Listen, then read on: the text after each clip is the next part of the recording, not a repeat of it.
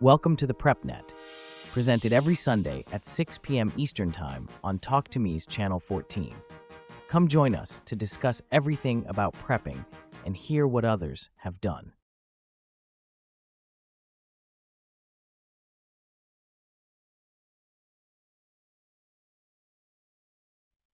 All about communications, Communications Modes Part 2. Last week, we covered the radio communication voice modes of AM and FM. Next, we will examine the other voice modes. Single sideband, commonly called SSB, is the most widely used voice communication mode on the HF amateur radio bands. The military still uses single sideband HF frequencies for long-distance communications when satellite communications are unavailable. Single sideband is actually a refinement of AM.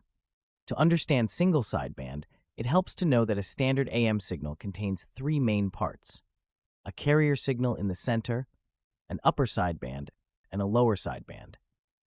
Both sidebands contain the same voice information, just in slightly different forms. The carrier itself does not carry voice information, but it consumes a large portion of the transmitter's power. Single sideband improves efficiency by removing the carrier and one of the sidebands, transmitting only a single sideband that contains the voice information. By eliminating those extra components, the transmitter can concentrate nearly all of its power into the remaining signal that actually carries the audio. At the receiving station, the radio recreates the missing carrier internally so the audio can be recovered and heard through the speaker. One of the biggest advantages of single sideband is efficiency. Because most of the transmitter power is focused into the useful signal, single sideband allows stations to communicate much farther with the same transmitter power compared to AM. Single sideband also uses much less bandwidth. As we discussed earlier, a typical single sideband voice signal only occupies about 2 to 3 kilohertz of spectrum. This narrow bandwidth allows many more conversations to fit into the limited space available on the HF bands. Another advantage is long-distance capability. Single sideband works very well with the types of signal propagation commonly found on the HF bands, allowing stations to communicate across countries, continents, and sometimes around the world. Because of these advantages, single sideband became the primary voice mode used for HF amateur radio communication. A note on upper and lower sideband. You may hear operators refer to upper sideband, or USB, and lower sideband, or LSB. These terms simply describe which sideband of the signal is being transmitted. In amateur radio, there is a common convention used on the HF bands. Lower sideband is typically used on frequencies below 10 MHz, such as the 30, 40, 60, 80, and 160 meter bands. Upper sideband is usually used on frequencies above 10 MHz, such as the 20, 17, 15, 12, 10, and 6 meter bands. This convention helps keep operators using the same sideband on the same bands so signals sound correct when tuned in. Single sideband is also used in another well-known radio service, CB radio. In the United States, single sideband operation was officially authorized on CB in 1977 when the FCC expanded the CB service to 40 channels. Channels 36 through 40 became commonly used for single sideband operation. Unlike standard CB AM channels, single sideband on CB allows operators to communicate much farther because it is more power efficient and uses a narrower bandwidth. Long-distance communication on the HF frequencies is made possible by a phenomenon called ionospheric propagation, often simply called skip. In this process, radio signals traveling upward from the Earth strike layers of charged particles in the upper atmosphere called the ionosphere. Under the right conditions, the signal is bent or reflected back toward the Earth instead of continuing out into space. The signal can then strike the ground hundreds or even thousands of miles away. In some situations, the signal may bounce between the Earth and the ionosphere several times, allowing communication over extremely long distances. A simple way to picture this is to imagine the signal traveling in a repeating path, from the radio station up to the ionosphere, then back down to the Earth, then back up again. Each hop can carry the signal hundreds or even thousands of miles farther from the original transmitting station. A note here on skip. Usually, the area between the radio transmitter and where the signal bounces back down to the Earth is a dead area. You will not be able to hear the signal in between those 2 points. So you will not have continuous communications from the radio all the way to the point the signal comes back down to the Earth. This is why stations using single sideband on the amateur HF bands, and sometimes even CB radio, can occasionally communicate across continents or oceans when propagation conditions are favorable. Note, FCC rules do not allow CBers to use skip, which doesn't seem to stop them. Limitations of single sideband. One limitation of single sideband is that it requires more precise tuning than AM or FM. If the receiver is not tuned accurately, the voice audio may sound distorted, high-pitched, or low-pitched. Here is an example of what a single sideband transmission sounds like. W calling, CQ, CQDX20, CQDX20, VK3, YW calling and listening. Not crisp and clear, but very readable. Another limitation is that single sideband audio quality is usually not as full or as natural sounding as strong FM signals. This is partly due to the narrower bandwidth used by single sideband. Despite this, single sideband remains extremely popular because its efficiency allows reliable communication over very long distances. Digital voice is a different approach to transmitting speech over the radio. Instead of sending your voice as a continuously changing analog signal, like AM, FM, or single sideband, digital voice converts your speech into digital data before it is transmitted.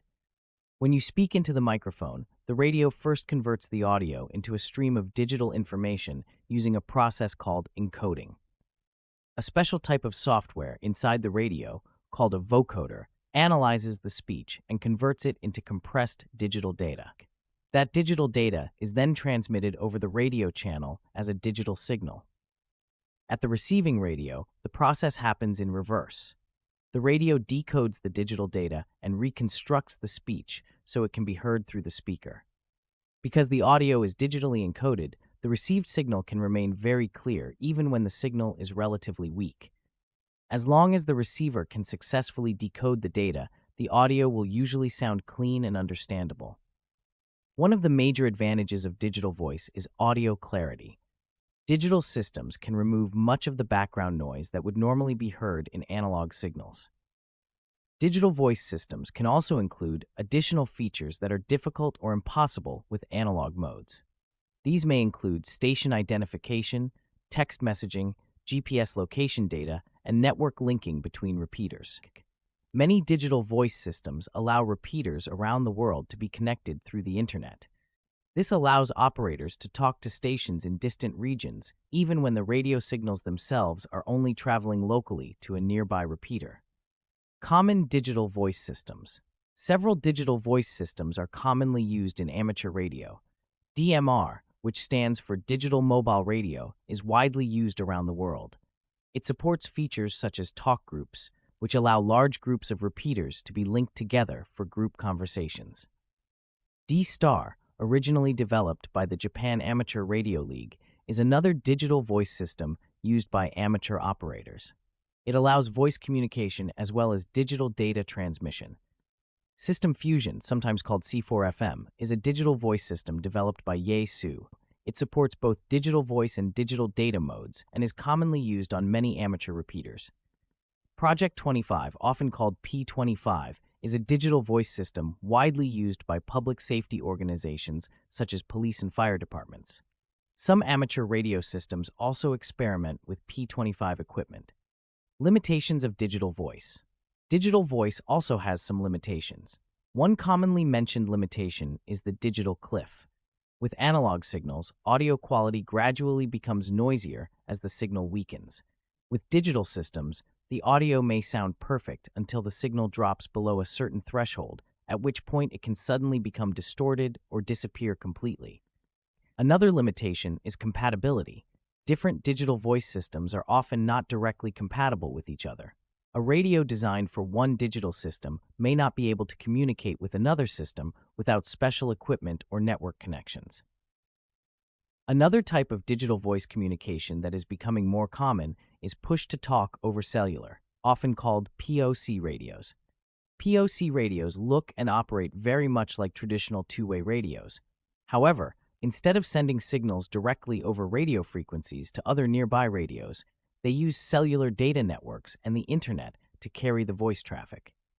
When a user presses the push-to-talk button, the radio sends the audio through the cellular network to a server. That server then distributes the audio to other radios or smartphones that are part of the same group or channel. Because they use cellular infrastructure, POC radios can communicate over very long distances, as long as both radios have cellular data coverage. These systems are commonly used by businesses, transportation companies, and organizations that want radio-style communication without building their own radio repeater systems. However, POC radios depend on the availability of cellular networks and internet connectivity. Unlike traditional radio systems, they may not function during major network outages or in remote areas without cellular coverage. Digital voice technologies continue to evolve, and many modern radio systems combine both analog and digital capabilities to provide flexibility for different operating situations. Next week, we'll continue with the digital text modes. If you have any questions about what we have discussed here or anything about prepping, send your question to prepnetch14@gmail.com and enter question in the subject line.